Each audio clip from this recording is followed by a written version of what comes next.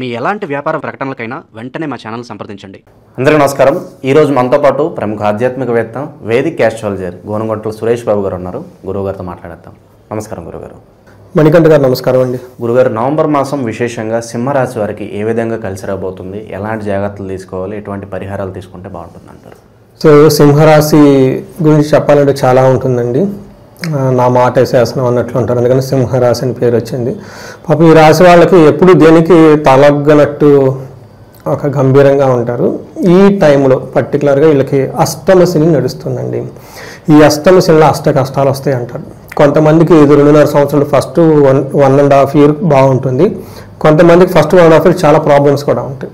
కొంతమందికి ఉల్టా లాస్ట్లో ప్రాబ్లమ్స్ ఉంటాయి, బిగినింగ్లో బాగుంటుంది. ఏమవుతుంది, ఈ టైంలో వీళ్ళకి కొత్తగా బిజినెస్లు ఏదైనా కనుక టేకప్ చేస్తే అవాయిడ్ చేయడం చాలా బెస్ట్. కొత్త ఆపర్చునిటీస్ వస్తే వాటిని ఆచి తూచి 1-2 సార్లు ప్లాన్ బి పెట్టుకుని వెళ్ళటం చాలా చాలా ఇంపార్టెంట్. ఈ రాశి వాళ్ళకి భార్యాభర్తల మధ్య విపరీతంగా గొడవలు వచ్చేసి దాదాపు విడిపోయేంత అవకాశం కూడా ఉంటుంది. కొంతమంది ఆల్రెడీ నాకు చాలామంది ఫోన్ కాల్స్ చేస్తూ ఉన్నారు. సింహరాశితో పాటు వీళ్ళ ఇంట్లో ఇంకెవరికైనా ధనుసు రాశి ఉన్నా, కుంభరాశి ఉన్నా, మీన రాశి ఉన్నా, మేషరాశి ఉన్నా వీళ్ళు అగ్ని పక్కన పడుకున్నట్లే ఉంటుంది. ఇంకా అలా ఉంటుంది. కాబట్టి చాలా చాలా చాలా భార్యాభర్తలు మెచ్యూర్డ్గా ఆలోచించాలి. వీళ్ళ మధ్యలో వేరే మూడో వ్యక్తి కూడా వచ్చేసి వీళ్ళని డైవర్ట్ చేసి భార్యాభర్తల మధ్య రిలేషన్షిప్ని బ్రేక్ అయ్యేదాకా వెళ్ళిపోవడం కూడా ఆశ్చర్యకరమైనది ఏమీ లేదు. నాకు చాలామంది ఫోన్ కాల్స్, మెసేజ్లు వస్తూ ఉంటాయి. నాకు వాళ్ళ లైఫ్ గురించి ఎలా ఉంటుంది తెలుస్తుంది, ఇటు సైడ్ నాకు తెలుస్తుంది. సో మీరు వినేవాళ్ళకి వాళ్ళ ఇండివిజువల్ లైఫ్లో కనెక్ట్ అవ్వకపోవచ్చు, బట్ హార్డ్ రియాలిటీ అనేది తెలుస్తుంది అనమాట. ఖచ్చితంగా అయితే చాలామందికి ఈ వీడియో చూస్తున్న వాళ్ళకి కూడాను 100 మంది చూస్తే 80 మందికి ఖచ్చితంగా ఈ టైపు సెన్స్ అయ్యి ఉంటారు ఆల్రెడీ. ఇది కనుక చూసుకుంటే ఈ పర్టికులర్ నవంబర్ మాసంలో దానికంటే ముందు సింహరాశి వాళ్ళు కనుక ఎవరైనా కనుక ఉంటే ఒక్కసారి మన ఇద్దరం చేసిన వీడియోని లాస్ట్ ఇయర్ జనవరి చూసుకున్నా, లేదంటే ఉగాది చూసుకున్నా, లాస్ట్ 3-4 months చూసుకున్నా కానీ వాళ్ళందరూ ఫ్యాట్స్ ఫిగర్స్ మనకు వచ్చినా తెలిసిపోతుంది. వాళ్ళకి ఖచ్చితంగా కనెక్ట్ అవ్వాల్సిందే. ఎందుకంటే అష్టమ శని అంత ఈజీగా పోరు. ప్రమోషన్ వస్తుంది, ప్రమోషన్లో వచ్చినట్లే ఉంటుంది కానీ దాంట్లో సాటిస్ఫాక్షన్ ఉండదు. ఇలా అన్ని విధాలుగా ఏది చూసినా కానీ ఏదో ఒకటి ఇంట్లో కానీ బయట కానీ ఇబ్బందులు పడుతూ ఉంటారు ఈ రాశి వాళ్ళు. నేను చాలామంది పర్సనల్గా నాకు తెలిసిన ఫ్రెండ్స్ కూడా ఉన్నారు, క్లోజ్ పీపుల్, క్యాజువల్గా ఫ్రెండ్లీగా మాట్లాడే వాళ్ళు కూడా ఉన్నారు. నేను అప్పుడు వీళ్ళకి ఒక మాట చెప్తా, ఎప్పుడు మీ మాట నాకు కాదనుకుంటే అట్లా ఈ టైంలో ఒక 2 స్టెప్పులు వెనక్కి తీసుకోండి. ఈ టైంలో కూర్మ అవతారం అని చెప్తారు. విష్ణుమూర్తికి కూర్మ అవతారం ఎత్తినప్పుడు ప్రతి అవతారంలోనూ ఆయుధం పట్టుకోవటం, అది చేయటం ఇది చేయటం దుమ్దాం అని ఉంటుంటారు విష్ణుమూర్తి గారు. పాపం కూర్మ అవతారం అదేం చేయరు. ఈ విడ్రాన్ వాళ్ళ తన వీపుని కవచంగా, అదేమంటారు కవంగా వాడేసుకోండి, సెన్సెస్ అంతా లోనికి పీకేసుకుంటాను. అట్లనే ఈ సింహరాశి వాళ్ళు ఆ కూర్మ అవతారం గురించి స్టోరీ ఏదైనా చదువుకొని విష్ణుమూర్తి ఎందుకు కూర్మ అవతారం ఎత్తారని చూస్తే అది సింహరాశి వాళ్ళకి బాగా కనెక్ట్ అవుతుంది. ఈ టైంలో వీళ్ళు బయటకు వెళ్ళేది కాదు. బయట ఎక్కడ అలజడి జరిగినా, ఏది జరిగినా ఇడ్రా బ్యాక్ సైడ్ బయటకు వెళ్ళి ఏదో చేయాలని కాదు, ఇంటర్నల్గా స్పిరిచువల్గా ఆధ్యాత్మికంగా ఉండేసి వేరే వాళ్ళకి సపోర్ట్ ఇవ్వండి. ఫ్యామిలీ మెంబర్స్కి, భర్తకి, భార్యకి, సొసైటీకి. You be a silent pillar. మాట్లాడకుండా ఉండే ఒక తత్వం ఈ టైంలో వీళ్ళకి అర్థం కావాలి అన్నదానికే ఈలినాటి శని, అష్టమ శని యొక్క ప్రభావం యొక్క ముఖ్య ఉద్దేశం. శని తీసుకొచ్చేది అందుకు. దశావతారం మనం అనుభవించాల్సిందేనండి. భార్యతో విరోధం పడాల్సిందే. రాముడి అవతారం అదే కదా. మనం ఎంగేజ్లో ఉన్నప్పుడు కృష్ణుడు చేసే పనులు చేయాల్సిందే కదండి. అలాగే కొన్నిసార్లు ఈ టైంలో పర్టికులర్గా చేసుకుంటూ వెళ్ళిపోతుంది. కొన్నిసార్లు మన క్రూరరూపం పరశురామ అవతారం ఎత్తాల్సిందే కదా. అలానే ఈ టైంలో కూర్మ అవతారం ఎత్తాల్సిందే. వీళ్ళు ఆ స్టోరీ 1-2 సార్లు చదువుకుంటే ఈ అష్టమ శని ఉన్న బాధలు కూడా పోతాయని మనకి పురాణాల్లో ఒక వచనం కూడా ఉంటుందన్నమాట. అది మనం ఆల్రెడీ చెప్పేసాం. ఫ్రీ అడ్వైజ్ తిన్న వాళ్ళకి ఇది షేర్ చేసిన వాళ్ళకి కూడా, మీ ఇంట్లో వాళ్ళు ఉన్నారనుకున్న ముందు వాళ్ళకి షేర్ చేసేసి పుణ్యం మీ అకౌంట్లో పడిపోతుంది. సో ఈ నవంబర్ మంత్ కనుక చూసుకుంటే ఫస్ట్ 20 days వీళ్ళకి మనకి కార్తీక మాసంతో ఉంది. బెస్ట్ ఎవరు ఏ చిన్న పూజ చేసినా, ఏ పాశుపత అభిషేకం చేసుకున్నా విపరీతంగా కలిసి వస్తుంది. ఈ రాశి వాళ్ళకి చాలా చాలా ముఖ్యంగా, ఎందుకంటే మళ్ళీ పాశుపత అభిషేకం చేసేసుకోవాలి. పరిహారాలు ముందే చెప్పేస్తున్నా, ఎందుకంటే చాలామంది అంత బిజీగా ఉంటారు కాబట్టి లాస్ట్ వరకు వింటారు. ముందే వాళ్ళకి ఇవ్వాల్సిన ఇచ్చేస్తే నెక్స్ట్ అనేది రావాల్సింది.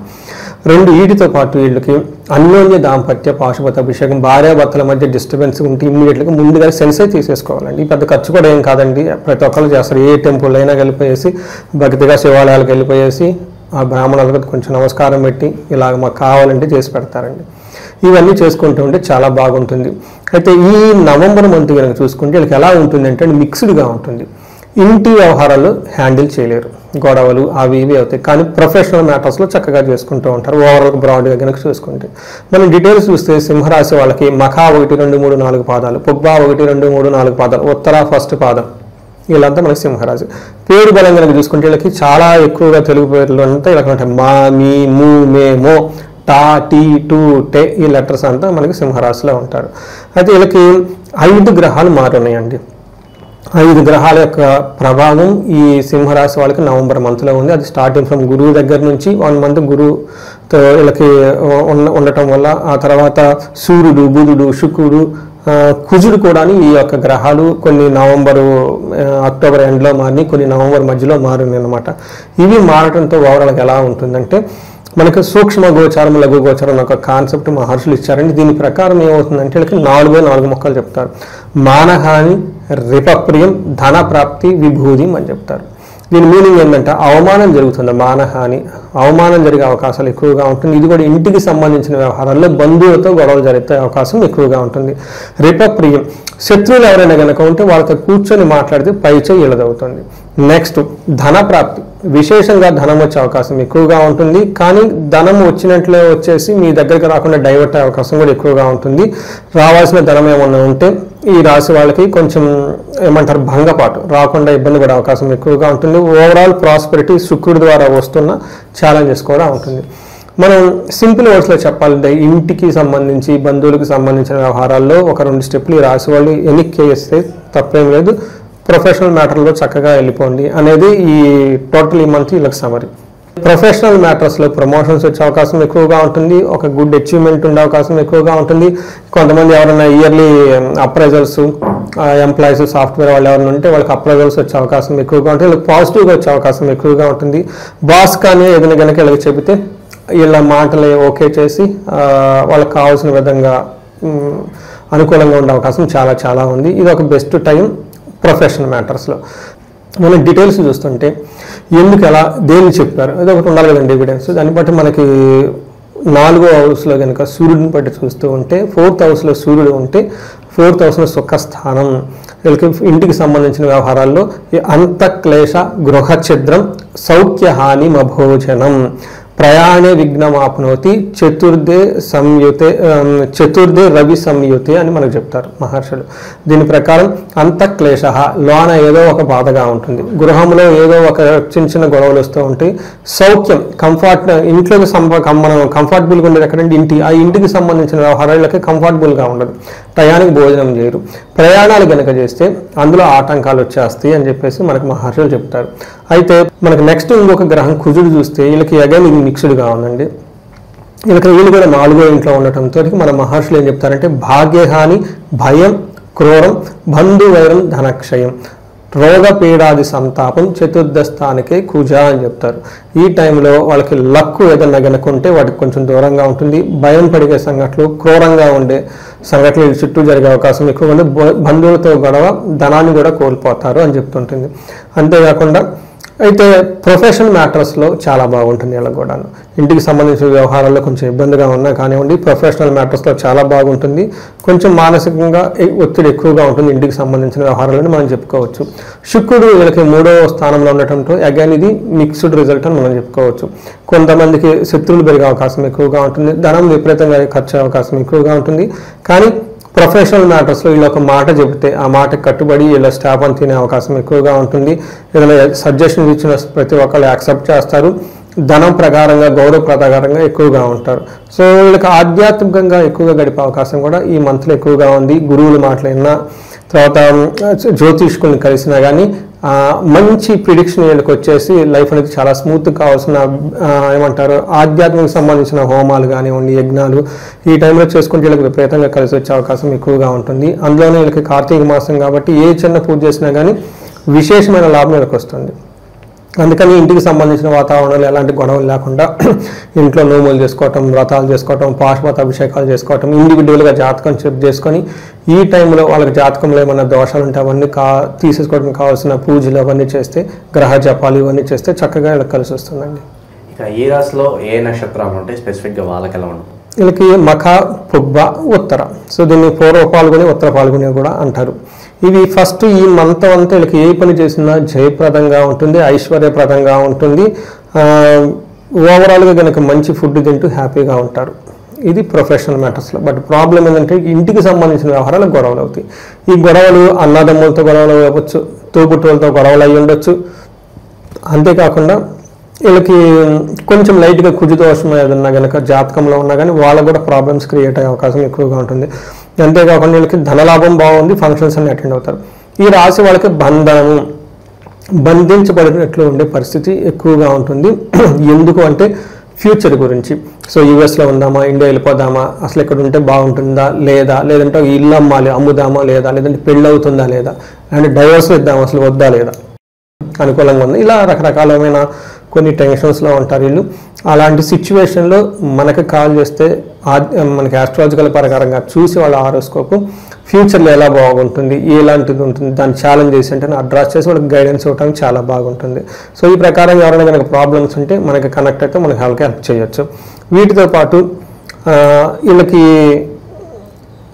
గొడవలు అయితే ఉంటాయి. మిగతా విషయాలు కాకుండా ఇంకొక ముఖ్యమైన విషయం ఏంటంటే ఈ రాశి వాళ్ళు రాంగ్ డెసిషన్ తీసుకునే అవకాశం ఎక్కువగా ఉంది. పర్టికులర్గా ఆన్లైన్ ట్రాన్సాక్షన్ చేసేటప్పుడు సాఫ్ట్వేర్ ఇంజనీర్లు అయితే ప్రోగ్రామింగ్, కోడింగ్ అంతా రాంగ్గా చేసే అవకాశం ఎక్కువగా ఉంటుంది. కాబట్టి they are very closely related with the Buddha online relation. తర్వాత లేదంటే ఒక డబ్బులు ఇచ్చేసాయో అనవసరంగా ఇచ్చామే, ఏదో ఒక అనవసరమైన పని చేసి ఇబ్బంది పడి బాధపడే అవకాశం ఎక్కువగా ఉంటుంది. అంతేకాకుండా ఈ రాశి వాళ్ళందరికీ స్త్రీల ద్వారా వాళ్ళ ఇంట్లో ఉన్న ఫ్యామిలీ మెంబర్స్ కానివ్వండి, లేదంటే బయట ఫ్రెండ్స్ కానివ్వండి, స్త్రీల ద్వారా, లేడీస్ అయితే జెంట్స్ ద్వారా వాళ్ళకి ఇబ్బందులు వచ్చి తద్వారా వీళ్ళు ఇబ్బంది పడిపోతారు. సో ఇండైరెక్ట్గా వీళ్ళకి ఇబ్బంది పడే అవకాశం ఎక్కువగా ఉంటుంది. ఈ రెండు గమనించుకొని చక్కగా మనకి కావాల్సిన రెమెడీస్ అవి చేసుకుంటే అట్లీస్ట్ తెలుసుకుంటే ముందు సగం ప్రాబ్లం పోతుంది అనేది మనకి జ్యోతిష శాస్త్రంలో చెప్తారు.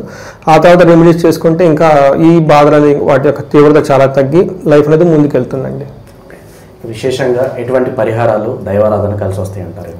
వీళ్ళకి శనికి సంబంధించిన సంపూర్ణ శాంతి పూజలు కంపల్సరీ ఎట్టి పరిస్థితుల్లో చేసుకోవాలి.